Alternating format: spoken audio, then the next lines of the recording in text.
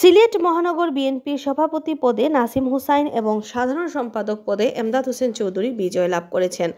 সাংগঠনিক সম্পাদক পদে সৈয়দ শাফেক মাহবুব বিজয়ী হয়েছেন। শুক্রবার 10 মার্চ রাতে নগরী রেজিস্ট্রারি মাঠে সিলেট মহানগর বিএনপির দ্বিবার্ষিক সম্মেলনের ভোট শেষে ফলাফল ঘোষণা করা হয়। সভাপতি পদে নাসিম হুসাইন 1066 ভোট পেয়ে বিজয়ী হয়েছেন। সভাপতি পদে আরেক প্রার্থী মিফতাহ সিদ্দিকী পেয়েছেন 768 ভোট। সাধারণ সম্পাদক পদে লড়েছেন আহ্বায়ক কমিটির 2 যুগ্ম আহ্বায়ক। এই পদে বিজয়ী এমদাদ হোসেন চৌধুরী পেয়েছেন 1058 ভোট, আর সিটি কাউন্সিলর ফরহাদ চৌধুরী শামীম পেয়েছেন 772 ভোট। সাংগঠনিক সম্পাদক পদে লড়েছেন 4 প্রার্থী। বিজয়ী প্রার্থী সৈয়দ শাফেক মাহবুব পেয়েছেন 659 ভোট, আর তার নিকটতম প্রতিদ্বন্দ্বী রেজাউল করিম নাচন পেয়েছেন 623 ভোট। এর আগে দুপুর 2টা থেকে শুরু হয় ভোট গ্রহণ, চলে বিকেল 5টা পর্যন্ত। সিলেট মহানগর বিএনপির সর্বশেষ সম্মেলন হয় 2016 সালের 7 জানুয়ারিতে।